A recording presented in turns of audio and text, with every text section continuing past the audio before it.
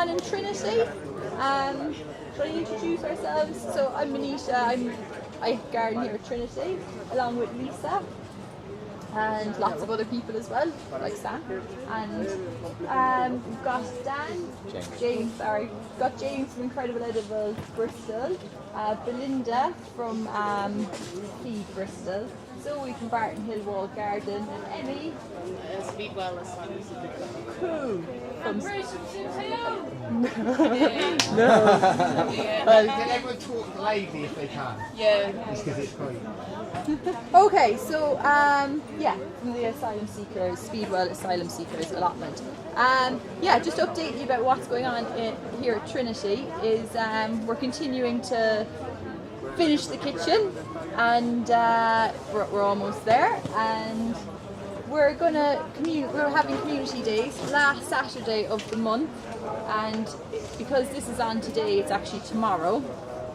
And that's going to go on for the year, and we're quite excited by it. And we're going to have different people leading different aspects of the garden project, and that's my bit. And then Lisa's just going to say about the kids questing.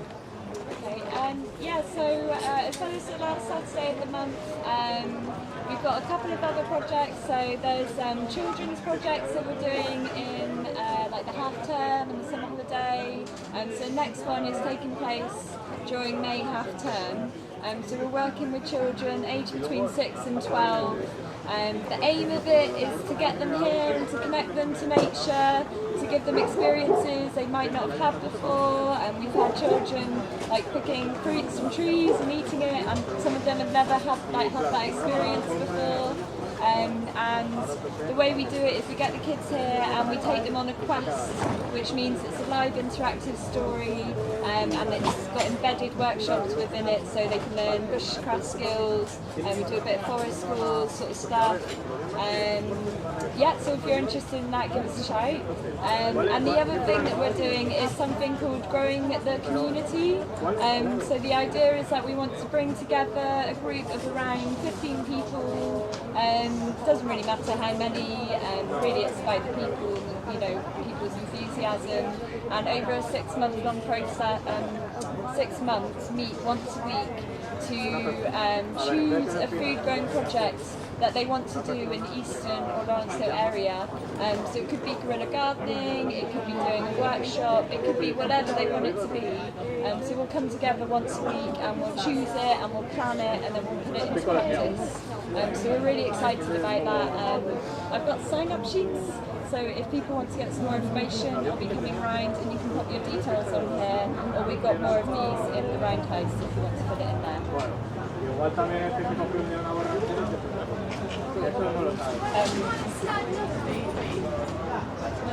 I've got quite a loud voice. I'll just project. Is that loud enough? Yeah, okay. So I'm going to talk about Feed Bristol. I don't know, I recognise a few faces. I think some people might have been there already. So Feed Bristol is a community food growing project. It's about engaging members of the community in food growing. It's managed by Avon Wildlife Trust. It's been going for, we're in our 3rd year, we're coming up to 3 years now, and it's on an 8-acre site in Stapleton, a really beautiful site. It's quite near the M32, but apart from that, it's actually really, really nice. The main focus of Feed Bristol is food growing, but it is wildlife as well, so it's kind of about making the connections between people, wildlife and food growing, kind of building those relationships. It's also really about engaging and opening up access to food growing and wildlife to different members of the community and lots of people that might not normally have that kind of access. So it's got quite a focus on working with people from disadvantaged backgrounds, people with complex needs. We work with people with learning difficulties, with physical difficulties, with mental health problems, with drug addiction, with all sorts of kind of backgrounds. There's quite a focus on that. But then it's just across the board, anyone is welcome, and it's a fantastic project. Since its beginnings, we have touched the lives of over 23,000 people, which is quite an amazing figure, that's statistics. in some way they've come into contact with the project. Either they've come, they've done work there, they've participated, they've come to an event, or maybe they've had people going out and they've met people in different situations that have been talking about the project or doing workshops. Historically, the land is market gardens. It's a really nice site. It's got really good soil, which you're going to hear a bit more about with Maddie at the moment, because quite a lot of the site, about half the site, is grade 1 agricultural soil, which is the highest grade in classification. So it's got beautiful soil, currently at risk, some of it, from development, which Maddie will talk to you about. It's got loads of wildlife. It's got an abundance of birds, hedgerows, mammals. We've got a pond, so it's really wildlife rich. And it's kind of seen as a bit of a therapeutic destination. So if you're just feeling a bit crap, or you're having a hard time, or you are in need of a bit of therapy, then just come down. You don't have to join in the activities, but you can. The main volunteer days, so it's really volunteer led. There's only a couple of paid staff, and then a few ad hoc staff, and the rest is all volunteer-led. And the main days are Monday, Tuesday, Wednesday and Friday at the moment. Saturdays, there's sometimes work days. There's also the first Saturday of every month, there's an event. Usually it's themed. It could be a wassail, it could be a harvest event, it could be whatever's going on at that time of year. The next one, I've got loads of leaflets if anyone wants one, is the Land and Food Forum. So it's all about land and food. A lot of it will be discussions, but there'll also be workshops as well. Some things will be a bit lighter, other things will be a bit deeper, kind of looking at, for example, upscaling urban agriculture. So it's kind of looking at ways forward and solutions to problems. So it's a beautiful site. Come down. We've got forest garden, mushroom beds, fruit bed nursery, all sorts of things going on. So it's a lovely site. Anyone's welcome. Feed Bristol. Ambitiously named, but we might get there.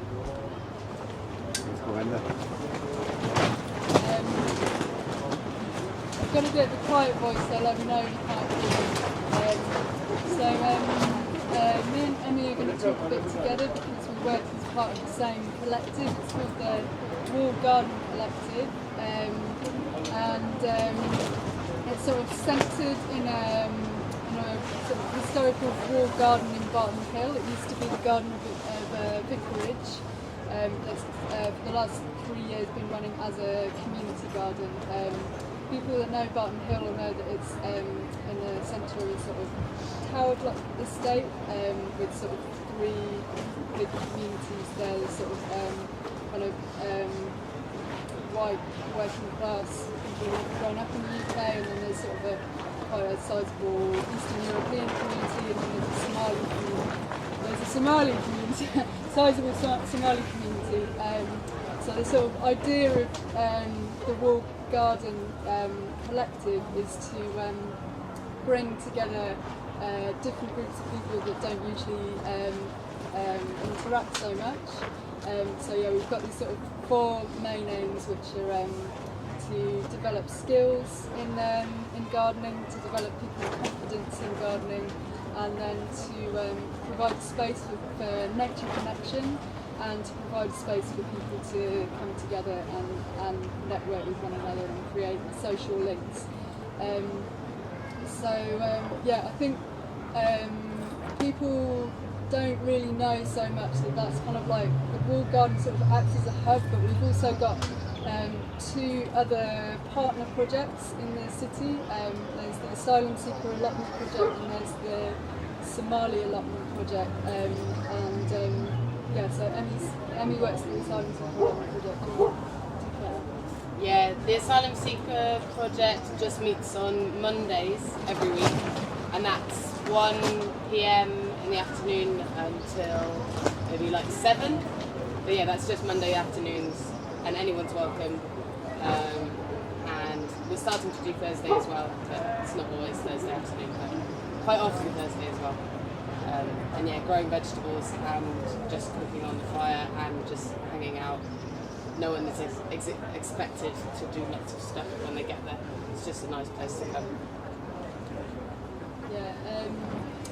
So yeah, there are 3 of us that have jobs as part of the project. We all work 1 day a week, and Mohammed, who runs the Somali Allotment Project, is not here today, but yeah, he runs a project near Troopers Hill, and that is primarily to engage with people from the Somali population in terms of food growing.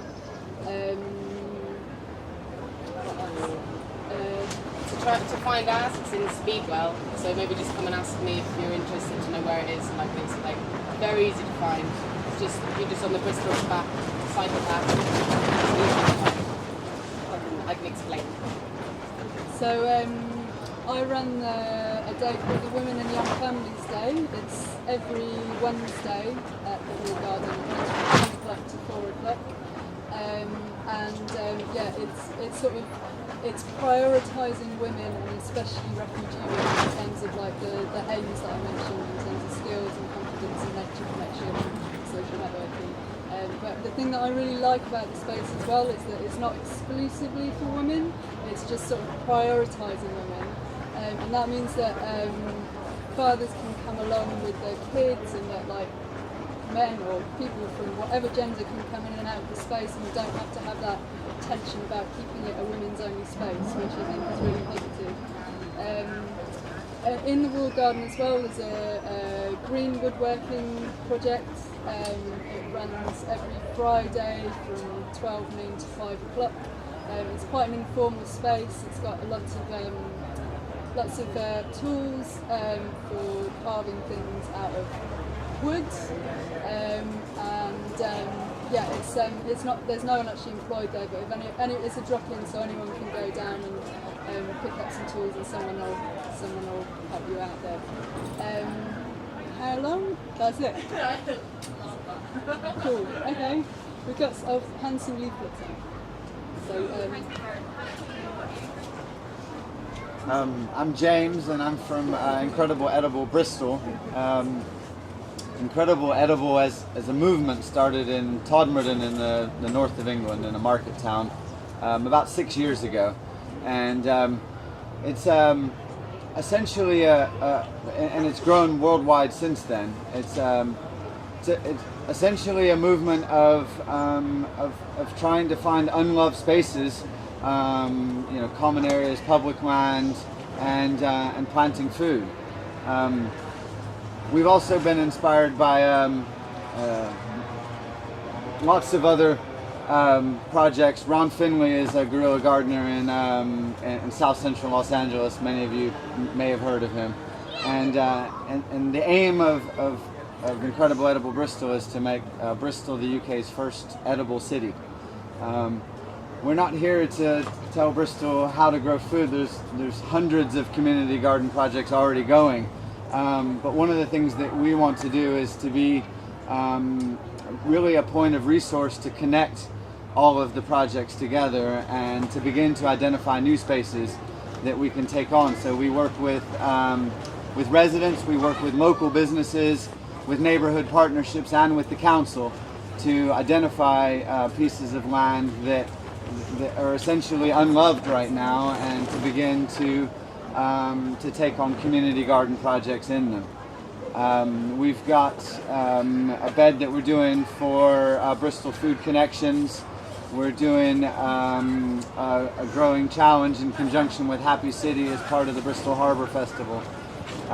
We just planted a small community garden last Saturday at the Dove Street Flats, and we're going to be planting an edible garden in the Bear Pit later this year. It is our hope that eventually we will begin to have edible trails. We want to start planning up bus stops and from the Bear Pit all the way out to where Feed Bristol and Sims Hill is now is actually a walkable distance, and we'd like to plant edible gardens the entire way from the city center out to where this grade 1 soil is, so that we can actually begin to generate some vegetable tourism, like Todmorden have had as well. and I'm also doing some work with the Blue Finger Alliance so that we can stop our grade 1 soil from being tarmacked over, which is just insanity, if you ask me. I think we should be looking at how we can dig the M32 up, not how we can put tarmac down. But that's just my personal opinion. So yeah, we have a civic crowdfunding campaign live on Space Hive right now, where we're trying to raise funds. Hopefully we'll be match funded by Experian if we can get enough community interest and involvement in it. Essentially the money is to buy seeds, to buy plants, and also to buy community tool banks that will be placed strategically throughout the city. We've got a website, ediblebristol.org.uk, that connects to our Facebook group, which has about 500 members right now, to share experience, knowledge, seed swapping, volunteers needed for all the different community projects.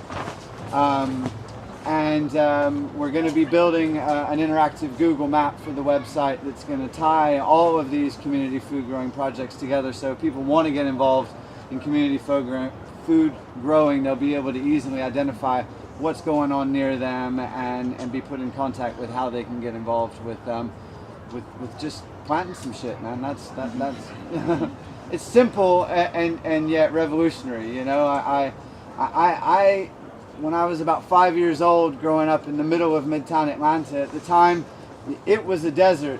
There was suburban sprawl everywhere, but we had goats and chickens and horses, and we grew our own vegetables, and I haven't done that in 35 years. But it's about, you know, taking control of our food back, and the reality is that places like Tesco only survive because we continue to give them money, and the more we can feed ourselves locally and starve them of the money that we're giving them, the less buying power they'll have, and the farmers that they source from will eventually be able to get involved in local feeding as well, and we can begin to take our food back from these corporations. So it's just about a way that we can all do that in a really positive way. Plus, kids that plant vegetables eat vegetables, and you know, that's really important too. That's it. How long have I got? How long have I got? Well, like, we're kind of ad hoc again. Okay. But I just say to me that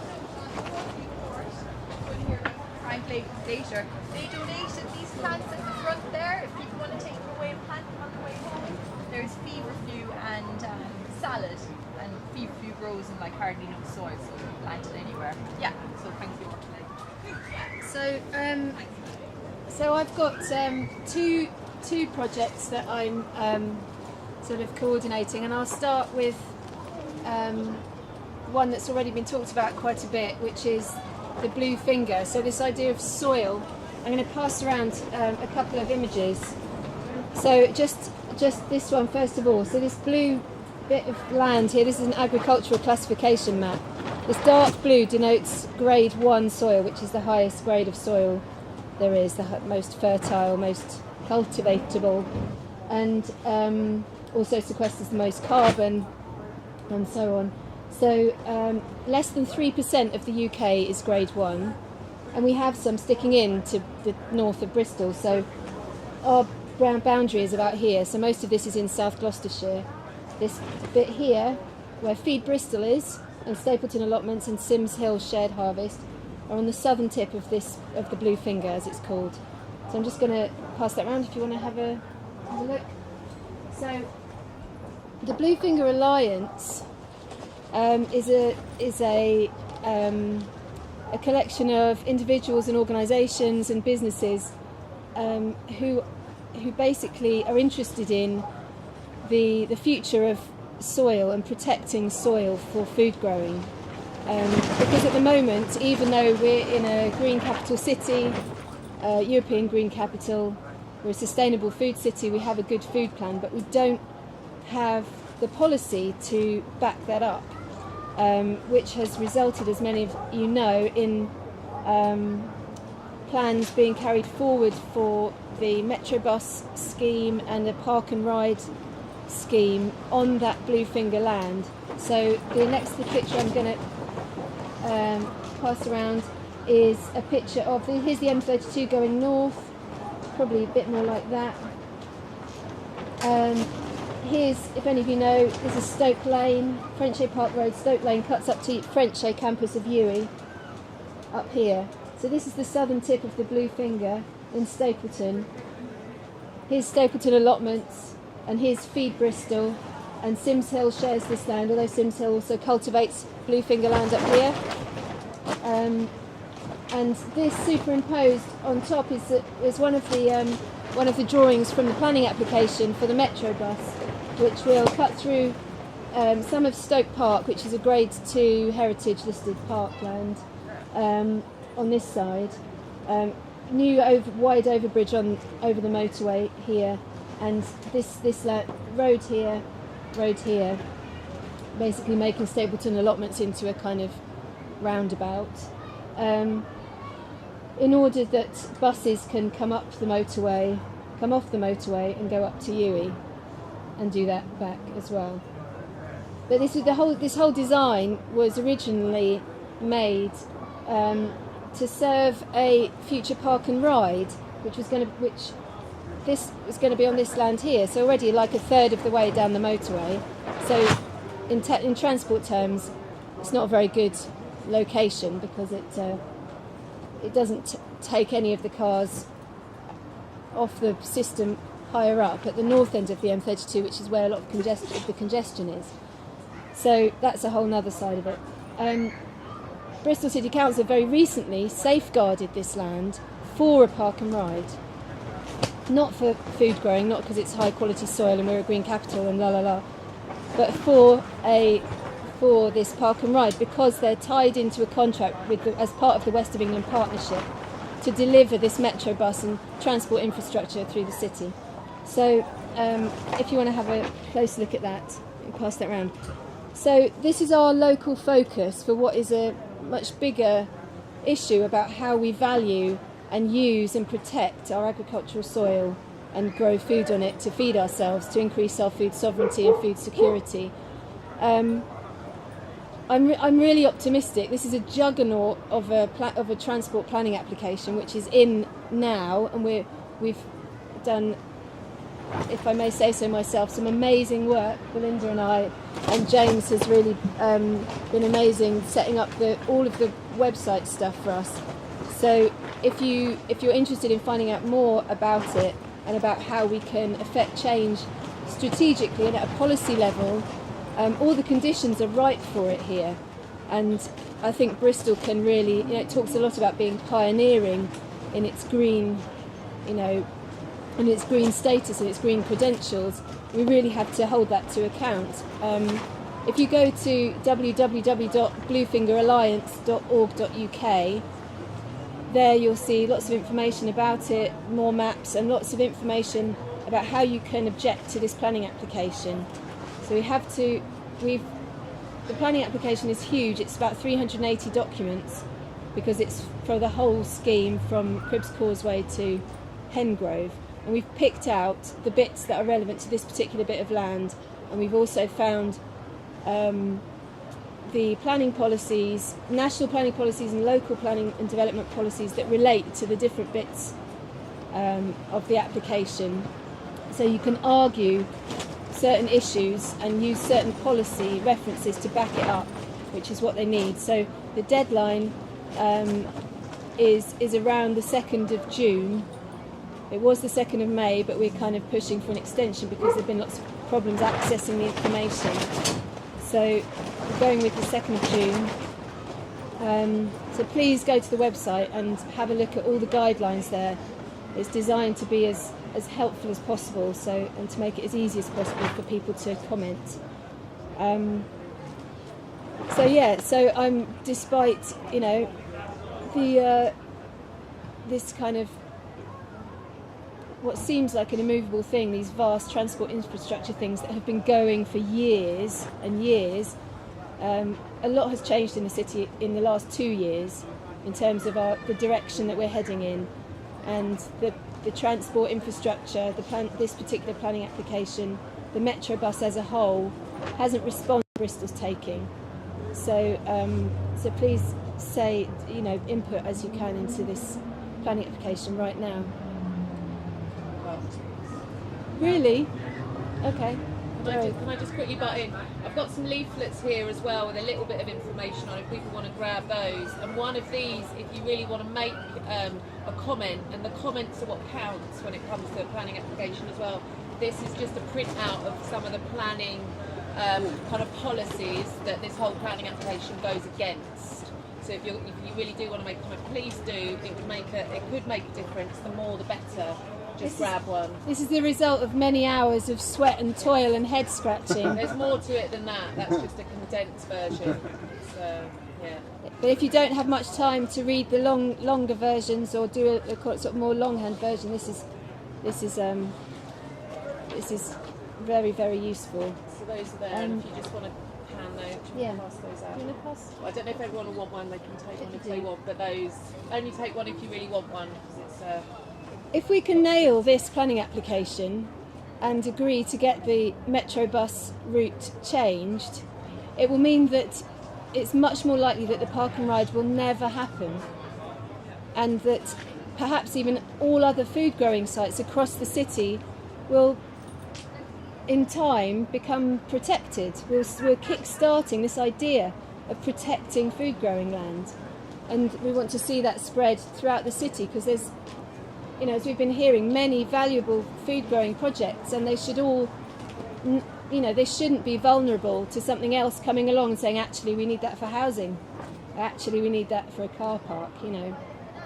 We have to make sure it has the right status. Shall I?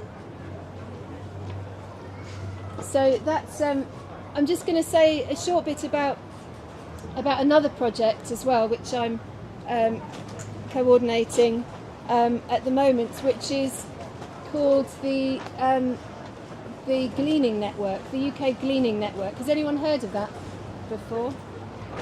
Okay, so it's a national network, and I'm the Bristol coordinator at the moment, although we're looking for more people to get involved actually and do some coordination if anyone's interested. So it's an amazing network.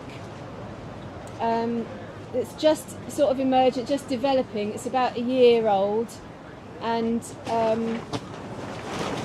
it's actually up in one of the finalists in the BBC Food and Farming Awards. So I get to go along to the event thing, which is quite fun.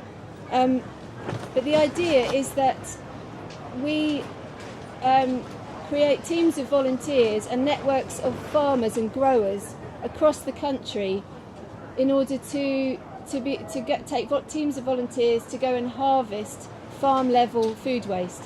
So fruit and veg that would otherwise just rot in the fields, that's still edible. We go and get it, we liaise with the farmers, we go and take a lorry and a team of volunteers for a day, we go and harvest in the fields and we bring it back. And usually what happens is we'll take it straight to FareShare, who have their own distribution network of over 100 charities in the southwest, the one that's based in Bristol. So it's a really, really simple, amazing system, and something like 40% of fresh fruit and veg that's grown in this country never gets eaten. 40%, and yet there's hugely increasing levels of food poverty. So the Gleaming Network is about going and getting that waste, that farm level waste, that fresh food, and getting it to people who are experiencing food poverty or nutritional poverty. So it's simple and brilliant, and it's also quite the experience of going to a farm. So last November we went to a farm with the Brighton gleaners as well, because it was about halfway, just south of between Salisbury and Southampton, and we gleaned about 11.5 tons of pumpkins. So that's like thousands and thousands of meals, and there were so many that we had to take a lorry back to Bristol, a lorry back to Brighton, and an even bigger lorry back to London, because there were so many of them. And that's just one farm on one day with one gleaning one gleaning day. Sorry? There was nothing wrong with them. There was nothing wrong with them at all. So it was just that pumpkins are considered to be have a very short season. But actually the irony is that pumpkins last for ages and ages and ages, months, if you store them right. So some of these there were lots of different varieties of pumpkins as well. Some were the sort of Halloween ones, some were smaller kind of orange culinary pumpkins, some were even smaller, organic, little squash, and they're all just in the field, just lying in the field for us to take. And that was one of the biggest culprits of waste food is supermarket cosmetic standards. So needing things to look exactly the same, uniform. You know, vegetables are diverse, aren't they? As diverse as people. So, but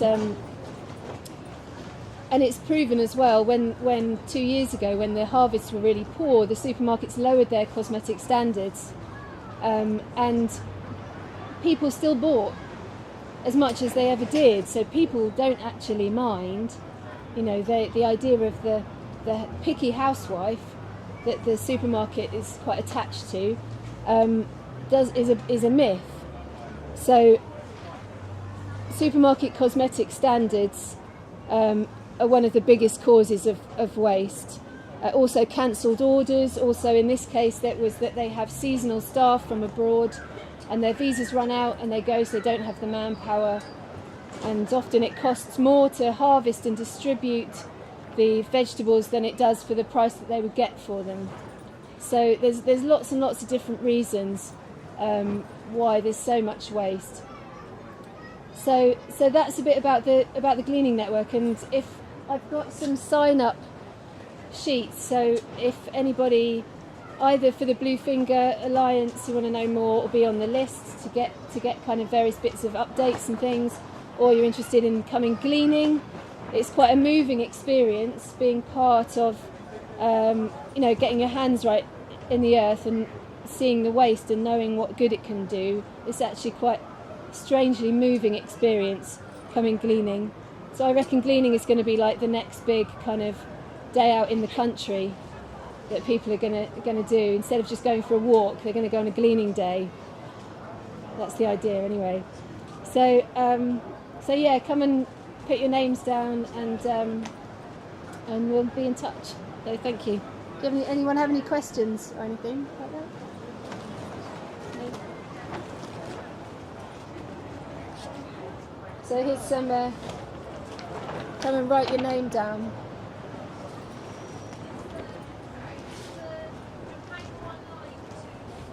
Yeah. There's three ways to submit a comment. One is online, one is by email, and like the online form on the council website. The other one is just an email, or you can just write a letter. But all of that is in the blog. If you go to the website, Blue Finger Alliance, there's on the right hand side is all the stuff about the objection, so guidelines, deadlines, samples. Other people, we've about 100 people have already submitted objections or comments, and we've picked out some of them which we think would be most useful to other people and put them in so you can find out, and those guidelines are up there as well. It's all on there. And do try and chuck in the planning policies because that's what unfortunately in planning it's not, you can say, oh, I think it's wrong, I think it's bad, it doesn't actually hold much weight. But if you say it's against this planning policy, or it's against this local policy, or it's against the law or something, then that is really what holds much more weight. So more the merrier, if you put those in. Yeah. We've got Frank who's going to talk about edible futures and Yorkie Court. Yeah, you want to jump around. Go on, Frank. Hi guys. I'm from Yorkley Court, where these plants come from, but I'll talk about that at the end. I'll probably rattle through a few things. So lived in Bristol for a few years, but now I live over in the Forest of Dean. But while in Bristol, I've been doing a lot to do with community food growing projects. So public meetings were the start of a few things I've done. So I started an orchard in Brislington now it's called the Woodcroft Community Orchard. And close to that is a project called Edible Futures, which is like an urban growing project where there's a small market garden, some polytunnels, and they sell also plants. It's a plant nursery. And it's also a vehicle to create forest gardens all over the city. So I've done a few forest garden projects in a couple of schools close by. Actually, stapled near the Adventure Playground, if you're going behind the Adventure Playground on your way to Easton from the motorway, you'll pass a little bit of a raised bed. That was something that was done by Edible Futures. So yeah, urban growing, peri-urban growing. Also, I've been working with a group called Reclaim the Fields, which is a way to link up urban activism and urban growing with like rural sort of communities. So like basically going out and taking this energy of the realization that we need to grow food for ourselves and injecting that into a countryside situation, which is where I came across this place, Yorkley Court, which is an unregistered piece of land, and there's about 20 people living there, and we're creating a community farm. Tried to protect the land with a land trust. The whole farm's going to be managed by a workers' co-op, and yeah, we've been there like 2 years now. We're digging over lots of ground, and the whole idea is like self-reliance. So you can provide everything you need from like food, fuel and fibre, deal with all your waste. You can provide your own water, all your own energy needs, so you don't need like the infrastructure that's there. So yeah, that's where I live. And yeah, if you want to go and talk to some of the people, they're upstairs. They've got a table up on the top floor. But also, I'd like to mention the Land Workers Alliance. It's a union of small-scale producers, which is a member of La Via Campesina, which is an international union of peasant farmers that's got like 200 million members across the world and represents small-scale producers like peasant farmers whose basic livelihoods are being taken away from them by the effects of globalization. So this movement has grown and grown since something like 1996.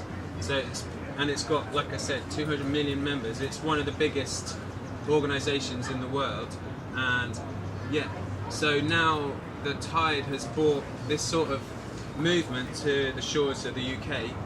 And there's a whole groups of small-scale producers in this country who have joined together and created a union called the Land Workers Alliance that is now affiliated and part of La Via Campesina. So there's this, it's a global movement of people who are trying to fight this oppression, this food poverty which is being imposed upon us. So one of the most important things you can do is, like with the Incredible Edible thing, is start to provide for your own needs. Because the nutrition that's available in plants that you grow yourself without chemicals is above and beyond the nutrition that you'll get from a pasty from Greg's. You know? Is there really any? Serious. Well, it's actually the opposite of nutrition that you get from that. It sort of like closes your mind and makes you a prisoner of the system, but sowing some seeds and eating your own food is going to free you, because what you are what you eat in a lot of ways. So if your food is free, then you're going to be free. I think I'll end on that. And yeah, help yourself to some plants. Thank you.